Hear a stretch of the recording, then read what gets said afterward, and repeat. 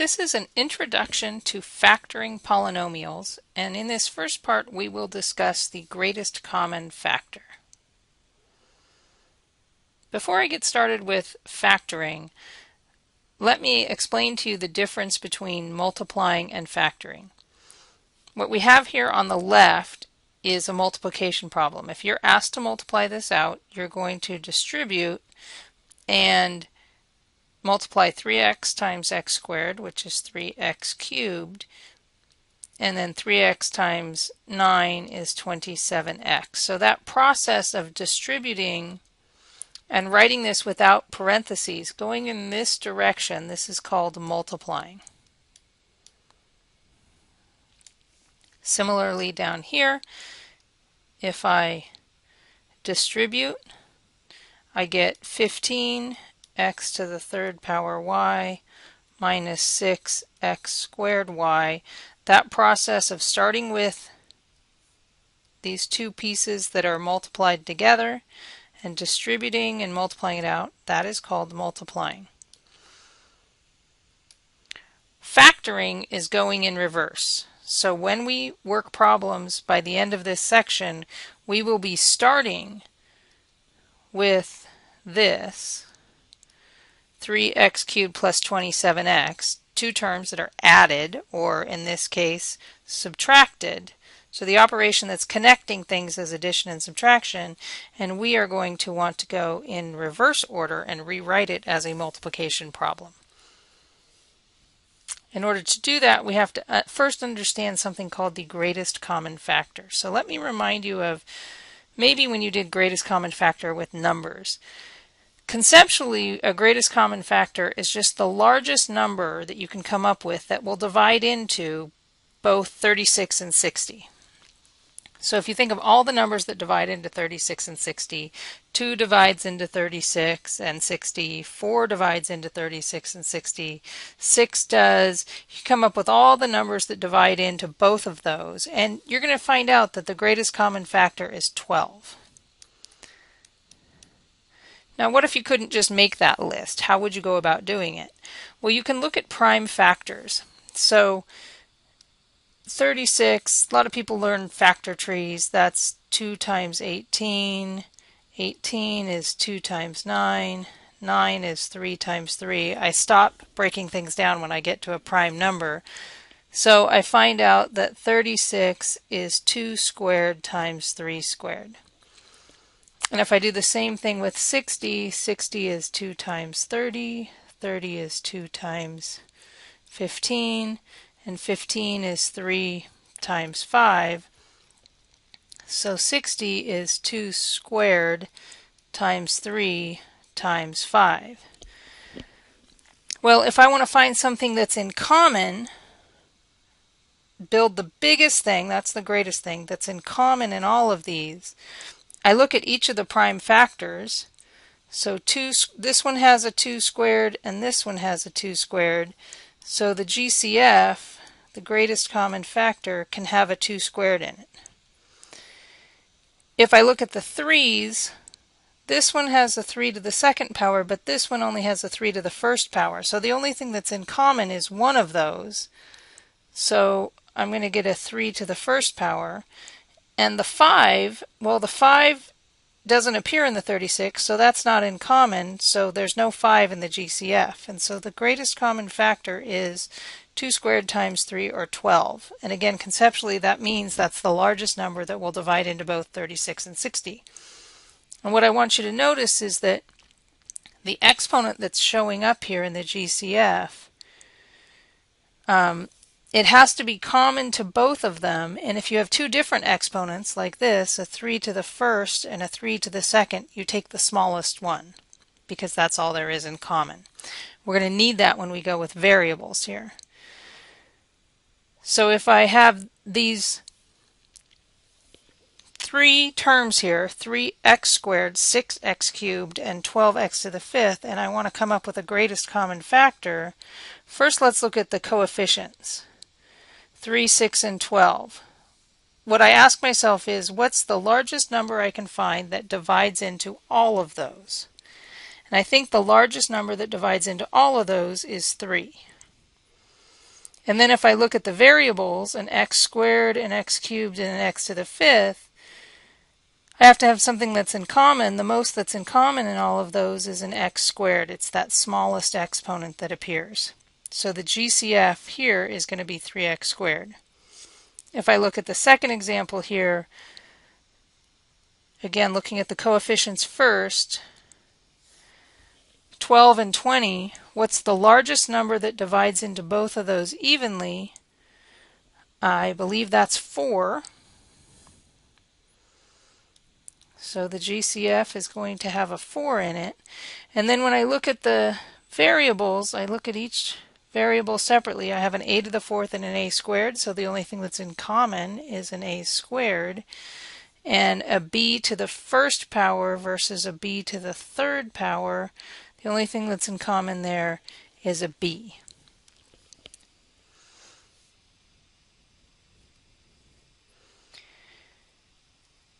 Now we're on to factoring. And the first thing that we're going to learn about in factoring is pulling out that GCF. And when I say factoring with the greatest common factor, I often think of undoing the distributive property. You're trying, instead of using the distributive property to get rid of parentheses, you're sort of undistributing to reintroduce those. And the thing that you're going to pull out of the parentheses is the greatest common factor. So if I have 12a squared and 20a, I'm trying to figure out what do I put out here, and that's the greatest common factor. So the largest number that will divide into both 12 and 20 we just decided was 4. And when I look at the a squared and the a, the only thing that's common is an a to the first power. So my GCF is 4a. And then I need to put inside these parentheses what I would have to have so that if I distributed, I would get 12a squared plus 20a back. So 4a times what gives me 12a squared? Well, I'm pretty sure 4a times 3a is 12a squared. And then I'm going to have a plus for the distribution. And 4a times what gives me 20a? I'm pretty sure that's got to be a 5. So the factored form is 4a times 3a plus 5.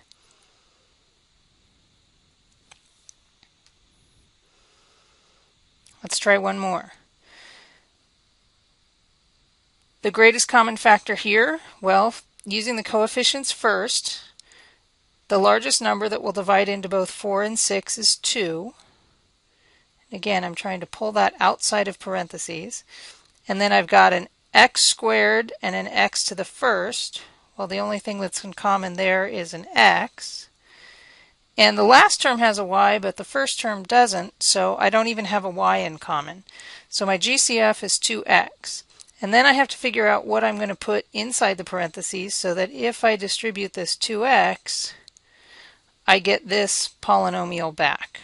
So 2x times what gives me 4x squared? That's got to be a 2x, and then there's a minus, so I need to put that minus there. And 6xy, well, let's see, what do I have to multiply 2x by to get negative 6xy? Well, I need a minus 3y. So 2x times the quantity 2x minus 3y is that factored form. One more. Here I've got a negative coefficient in front, so you can actually do this two different ways. Sometimes people want to pull, if the first coefficient is negative, they want to factor out a negative, and other people don't like to factor out a negative. Everything works out the same either way. So when I look at 12, 6, and 3, the largest number that will divide into all of those is 3. So I'm going to pull out, let's just pull out a positive 3 first. And then in terms of the p cubed, p squared, and p to the first power, the only exponent that's in common is p to the first power, and I don't really need to write that first power, so just put that there. And then what do I need to multiply these by in order to get the original polynomial back? Well, I'd have to have a negative 4p squared, because 3p times negative 4p squared is negative 12p cubed. I'd have to have a negative 2p and I'd have to have a plus 1. That's how you would do it if you were pulling out a positive 3p. As I said, if this coefficient is negative here, sometimes people like to pull out the negative 3p. That's fine. Then you have to go through and figure out, what has to be in these parentheses to get the correct polynomial back. So if you have a negative 3p pulled out, you're going to have a positive 4p squared inside. You're going to have a positive 2p, and you're going to have a minus 1. And either of those is the correct factored form. All right. Now, this might look a little bit crazy, but this is the idea. Even if you don't have single letters, as long as you still have things that are common, you can pull them out. So in this particular problem, I have my name here, Kathy, that's in that term, and Kathy, that's in that term. Well, if it's common to both, I can pull it out in front of the parentheses. So I could say, well, this is Kathy, that's in common. And, well, what would I have left if I was going to distribute myself, Kathy, through? Well, to get 5m times Kathy, I would have to have a 5m here. And to get 6 times Kathy, I would have to have a 6.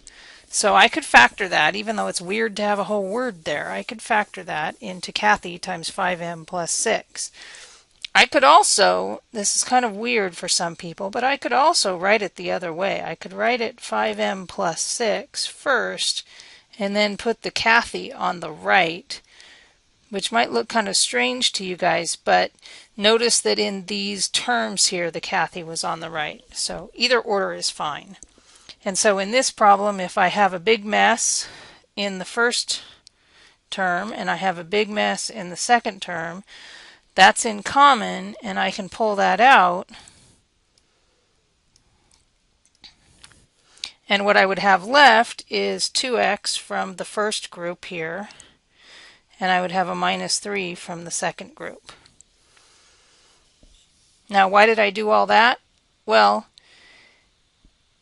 sometimes what you have that's in common in both terms is a whole algebraic expression. So I've got a y plus 2 that's in this one, and I've got a y plus 2 that's in this second term.